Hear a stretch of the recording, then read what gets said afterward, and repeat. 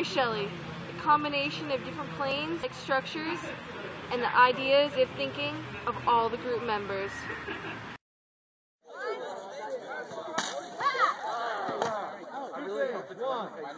Help! Bring launchers back.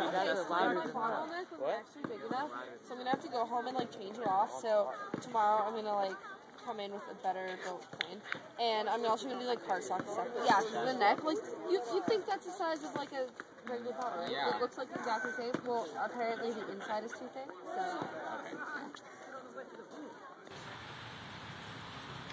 Hey Gypsy, what are you doing? I'm looking for birds and vultures up in the sky. Why? Well, I thought we could also base our planes off of birds because they can like glide and stuff and not just planes. It'll be more interesting.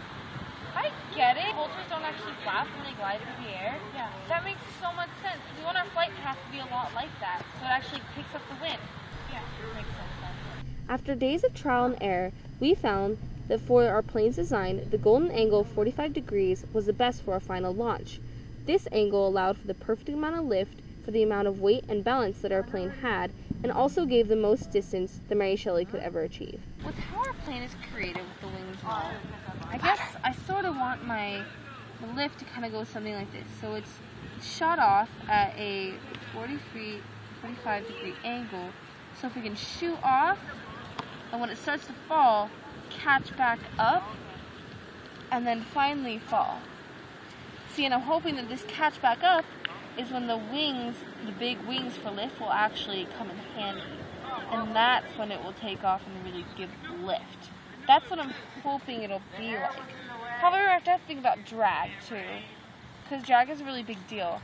However, with my plane's design, I'm not going to have that much drag. Because if here's the plane wings, then I have the bottle here, and then right here is my little rudder stabilizer, and that kind of stabilizes and makes it all even. The only drag I really have is maybe the body, but that's actually not a lot. So it should be okay. And then I have these things up here, which will create a lot more stability, because with my plane, it's not going to be, it's going to really be dependent on the air around it and how stable it can be. But I think that that will work. And I think that that will work because we won't have so much drag. And with the pointed tip, that drag will really be eliminated. Hey, what are you doing? Oh, hey, I'm actually measuring our plane.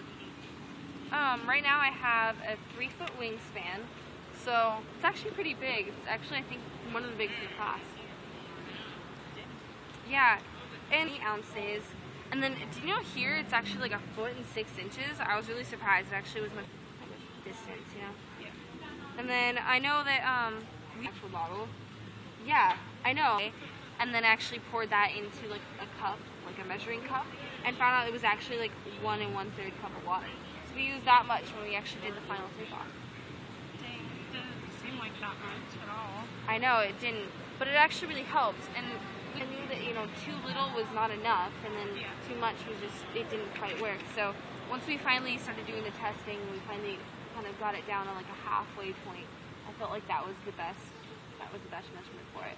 Yeah, that in the top of the thing Yeah. to make the weight go forward. Yeah, that was super interesting. How when it wasn't going, when it went straight up and then flew down kind of real softly, like the first time we did it after school, how we didn't actually have enough weight in the front. So yeah, putting the rocks in there really, really helped.